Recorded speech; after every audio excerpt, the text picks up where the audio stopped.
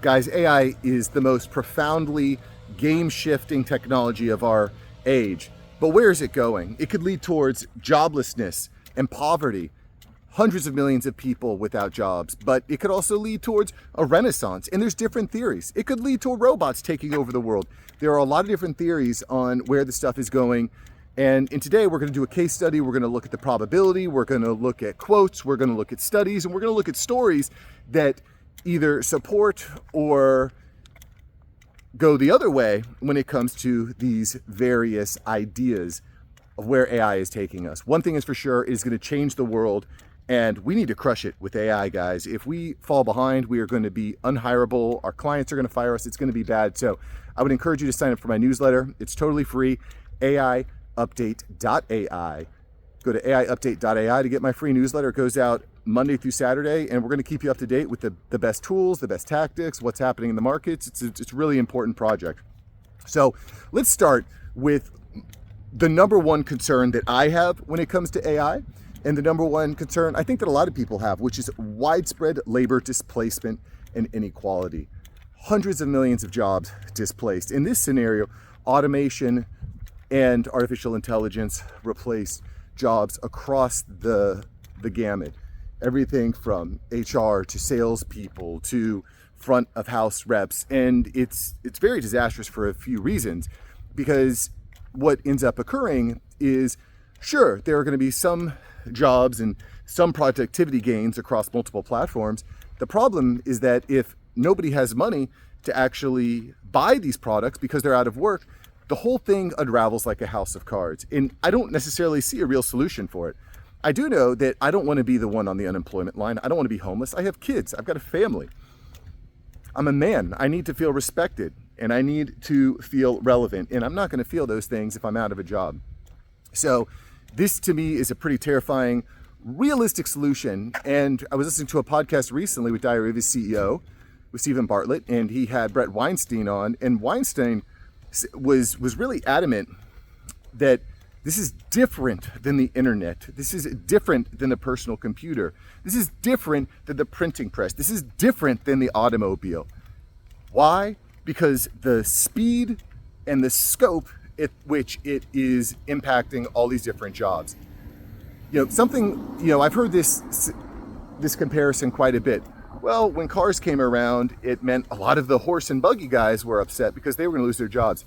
Guys, this is different because artificial intelligence impacts every single position in every single industry.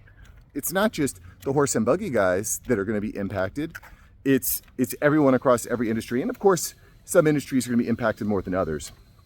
Regardless, it's a big deal. But look, you don't just have to take my word for it. Listen to what Geoffrey Hinton says. He's the godfather of AI. He says many white-collar roles, including customer service, writing, legal positions, could vanish. One person performed the work of 10. And I think we're already seeing that. We talked about this the other day with layoffs that are happening at companies like Microsoft. What are these companies doing? They're laying off tens of thousands of people, and they're looking to fill the gaps with AI. They're looking to fill the gaps by giving their managers and higher level employees and team leads artificial intelligence and automation to do the job better. Now, in some cases, it doesn't work out and they're going to need to rehire, but there's going to be places where these companies realize we don't need anyone anymore. I actually recorded an entire video on what McDonald's is doing. McDonald's is using a program called Paradox AI as their hiring service, basically. And it has screened 64 million job applicants. It is saving them hundreds of millions of dollars in HR spending. And this is the industry standard. As I dug deeper into it, you got to check out that video, guys. As I dug deeper into it, it's not just McDonald's, it's Chipotle, it's Wendy's, it's 7-Eleven, it's all these companies. So if you're in the HR world, that job might completely go away. On the flip side, there's companies like Klarna that laid off a very large portion of their workforce. I don't recall the exact number off the top of my head. But what they realized was that actually when it comes to customer service, people actually like speaking to a human being. And so they're in a process of hiring a bunch of people back right now. So I think there's going to be an interesting fluctuation there.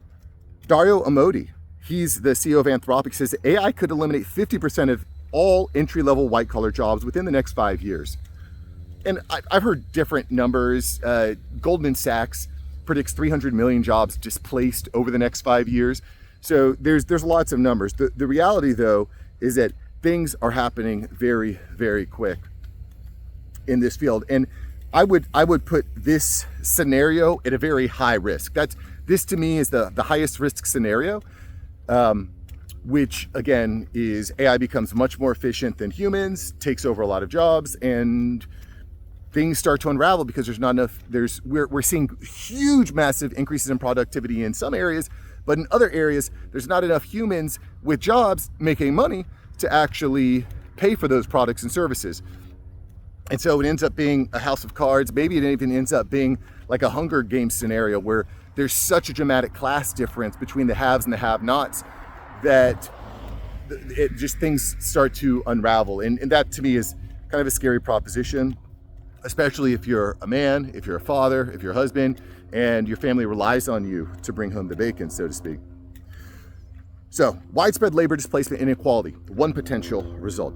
Another potential result, much more optimistic, is AI-augmented prosperity and innovation. So in this scenario, AI accelerates discovery, productivity. There are huge discoveries when it comes to science, in math, in physics, in engineering. We unlock all sorts of things like warp speed, and teleportation, time, space, who knows? It could be such an incredibly amazing time in human innovation. That's a possibility, right? Healthcare, creativity, business, sustainability, everything explodes into this new age, almost like the Enlightenment period or the Renaissance. Just massive, massive gains across every industry, and new industries are born, and new problems and new solutions are created, and it's just mass gains across all these industries. And again, when you look at what technology has done in history, technology has only made things better. I shouldn't say only made things better, but as technology improves, quality of life improves. The things that people complain about today, 70 years ago, people would have been so excited to have that problem. It pales in comparison. I was traveling to Ireland last year, and I remember just going to some of the old homes that the farmers lived in, and the famines that they had to deal with, and the threats of, the problems that they had were just so much harsher than the problems we have today. Not to say that the problems we face today aren't real. My point is that technology has a tendency of improving our lives. I mean, you look at movies like Iron Man, where he had, Robert Downey Jr. has this personal AI that just solves all his problems and can help him create and think and augment. And, it's just a really interesting prospect. The NVIDIA CEO recently said that AI will create more millionaires in the next 5 years than the internet did over 20 years.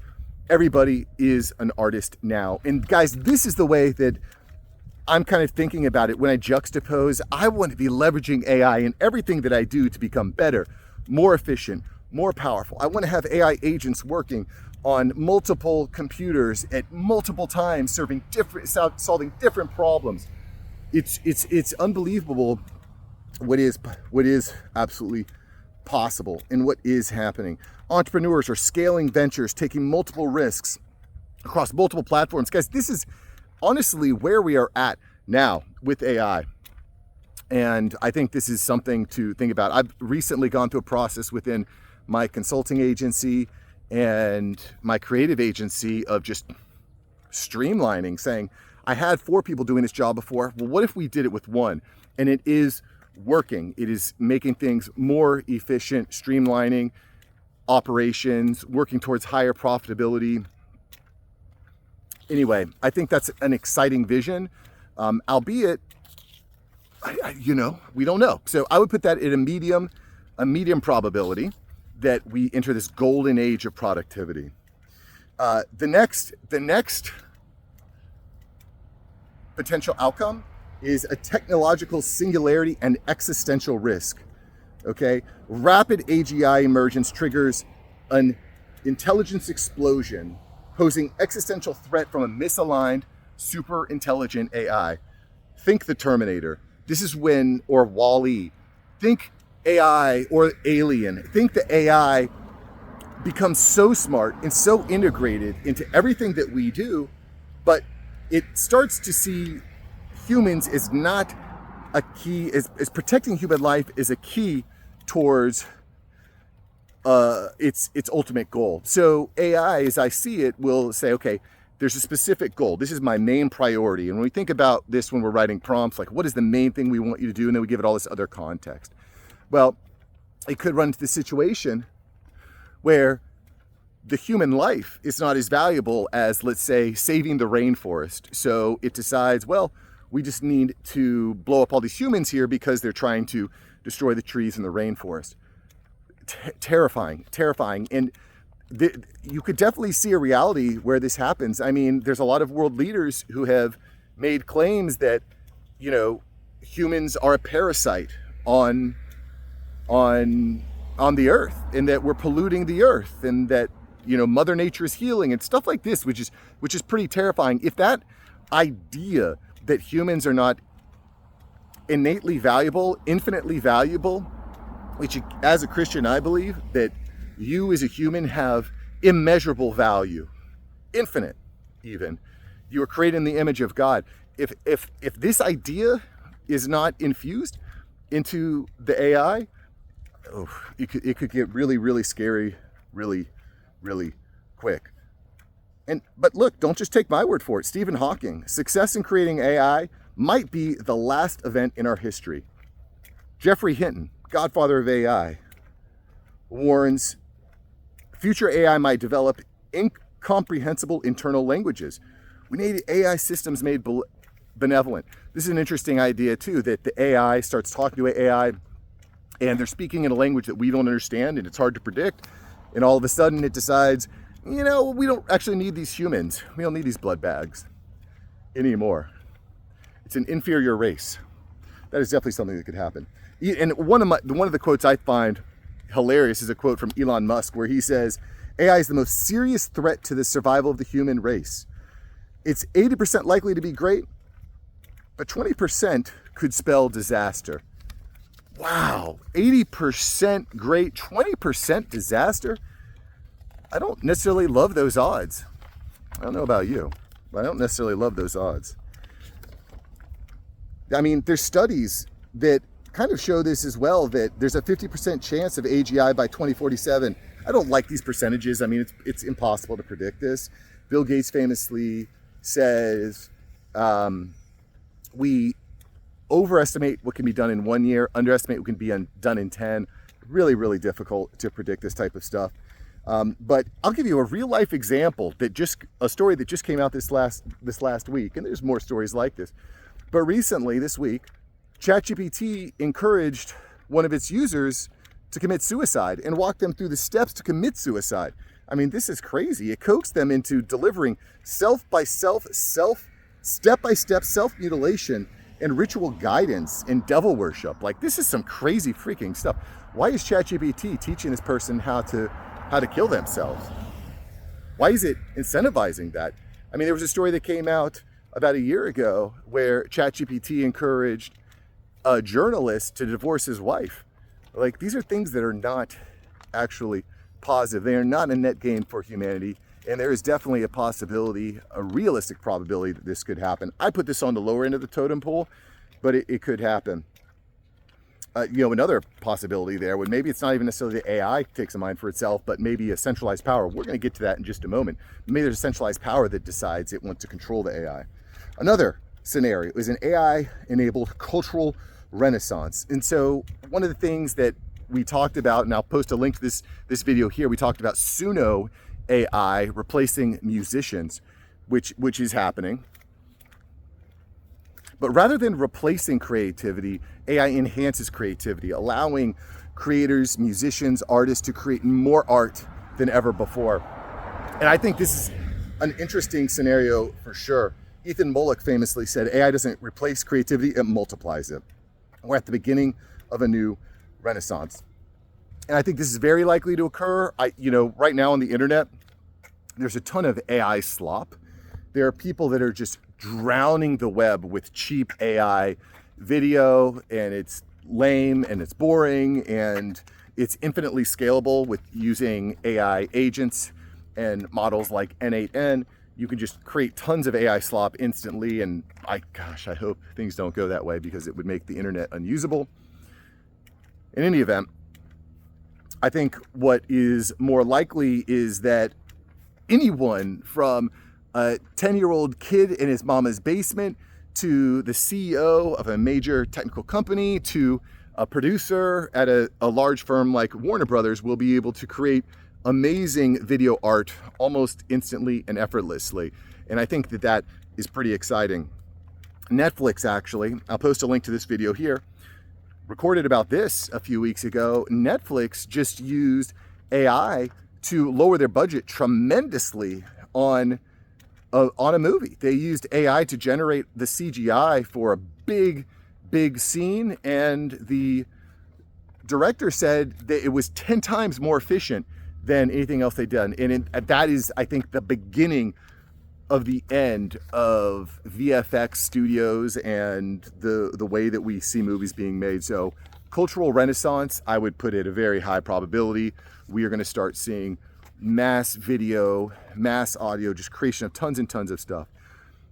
Another option here is slow regulated integration. And I mean, this is a very political thing. What do the politicians say? It'll say AI evolves more like nuclear and medical technology with cautious regulation, infrastructure, limits, institutional controls, avoiding extremes. I think this is probably the lowest risk because of how important AI is to the way that we communicate, the way that weapons work.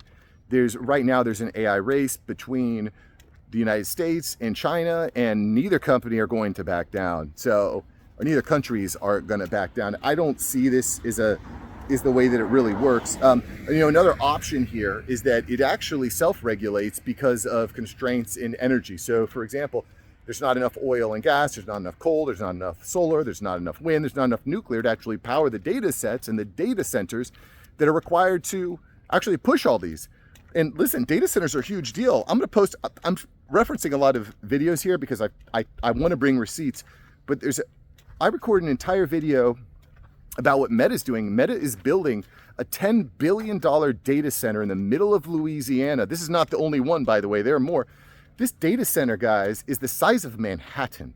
It is going to produce up to 5 gigawatts of power. I mean, this thing is a monster. Why? Well, it's going to be processing huge data sets and solving complicated codes. It's going to be full of GPUs, and these are very, very power-hungry systems. So is there going to be even enough power to push it? I don't know. We'll see. Is that going to be regulated? There's also the possibility of a human AI hybrid future, a cyborg society, if you will, where humans have plants in chips implanted in their heads. And we are so fully integrated with AI that we become almost undiscernible as human beings. I mean, this is kind of the Neuralink example where Elon Musk is putting Neuralinks in every human's head. And Elon said at South by Southwest a few years ago, we are already cyborgs. The merge is the only way to stay relevant. And listen, don't take my word for it. There are already 7 people with Neuralinks installed in their brains. These are chips installed in their brains. Now, at this time, I think it's pretty cool. It's allowing paralyzed people to regain motor functions over their legs and arms and hands and fingers. That to me is pretty freaking amazing. But why would it stop with just solving those problems? What if, I'll give you a perfect example. Let's say someone from the military, a veteran, thank you for your service, by the way, all my military and veterans out there. Let's say you're a service member who loses a limb, like let's say they lose a leg in a war or in a battlefield. Well, you come back and they say, well, listen, we have this new technology. It's a leg, it's robotic, it connects to your muscle tissue and your blah, blah, blah, blah, blah. And all of a sudden you realize like, holy cow, this robot leg is pretty cool. I can actually run faster and jump higher than I could before. Yeah, maybe I'll replace my other leg. There's a movie that kind of highlights this kind of type of future. It's called Battle Angel Akita, I think, something like that, Battle Angel Akita. And basically in this world, all these humans are just all over the place, augmented with robotic limbs. And I honestly, I don't see a way that that's unavoidable. I think that's going to happen. I think we're going to have robot leagues. I think that's actually a pretty interesting area. However, where things get kind of crazy for me is when you're implanting chips in your brain, there's a certain point where you try to think like, whose idea was this? Was this my idea? Was it the AI's idea? Where is, like, what makes us human? Do I still have a soul? What happens? So the lines get pretty blurry there. You know, do I really love her? Do I not love her? It just gets really, really crazy in that type of a world. But in any event, I definitely see robotic limbs, Neuralink becoming a mainstay in everyday life. And then, you know, there'll certainly be a point where people are like, where you're saying to yourself, well, I can't actually compete against people with a Neuralink because they have instant access to all this data. So, gee whiz, man, that gets really crazy, and you're all updated on this Neuralink, and man, it gets so wild when I start talking and thinking about this stuff. But there's certainly, I would say, a low probability of everyone having Neuralinks in their heads, but in 10 years, who knows? My mind could certainly change. Another idea here is, by the way, if you're still here and you're enjoying this video, please smash the like button, smash the subscribe button. It enables me to better reach you with more ideas, more data, more stories, and more AI news and tools so that we can really crush it in this new AI world, because that's what we want to do. We want to crush it. We don't want to just barely get by or survive or jump from job. We want to freaking crush it, boys. And that's what this channel is about. So let's look at this next idea here, which is a centralization of power via AI-driven authoritarianism. I will put this in the very high likelihood camp. AI becomes a tool of mass surveillance, data everywhere. Guys, I can't even go to Chick-fil-A without giving them pieces of my data, you know. And like, how many apps do you know that are tracking every movement that you make? It is already happening. It's on your phone. It has only become more prominent, and you know, in some cases, so here's what's happening. You're trading privacy for convenience, and in some cases that convenience is really amazing. I love having a GPS, man. I grew up using a road atlas to find where I was trying to go. Now I can use a GPS, tells me exactly where I am, exactly where I'm going, traffic stops, you know, police up ahead, construction zones. I love that. But at a certain point, you know, there are malevolent parties that could use these for bad. And I mean, we've seen this throughout the course of human history. There are just some people that are just rotten. They are just bad people. And we've seen this time and time again throughout history. It's not that they have just ceased to exist. There's a certain type of personality that just wants to control everyone and kill all the resistance. That's not going away. That's going to keep happening. And if those powers get AI, in control of AI and surveillance, they could become extremely, extremely dangerous. I would put this in the high chance. We're already seeing it here. You know, China has an AI-powered social credit system that is monitoring and predicting behavior. I saw an interesting video where in Chinese schools, they have AI tracking to measure students. And what is it doing? Well, it's seeing like, how often did this student yawn? How often did this student look out the window, and for how long? What is their heart beat at certain points? What is their, you know, tracking every single motion, plugging it into AI. I mean, I think of movies, or even, so that's one example in education, and kind of predicting like, who are the students that need more opportunity because they're more advanced or they have better concentration. But you could also use this to predict future negative behavior, you know? And I mean, it's just crazy what AI is going to be capable of when you start looking at massive data sets and people willingly giving up their personal data and information. You think about, you know, trying to predict the likelihood that someone's going to commit a crime, like the Minority Report with Tom Cruise could actually become a reality where you know that based on all their previous actions, it is very likely that they will commit a crime. So they need further surveillance, or we need to preemptively restrict them.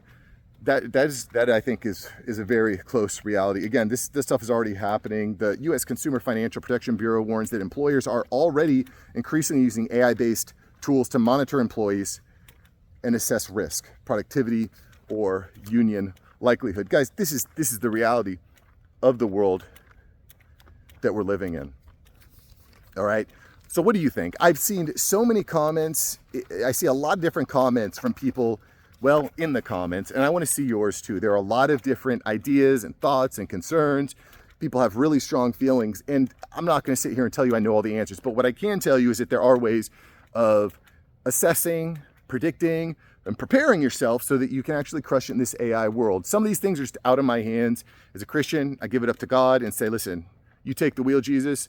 I'm going to focus on what I can control. And what I can control is reading, learning, testing, using new tools, solving interesting problems. That is something I can control.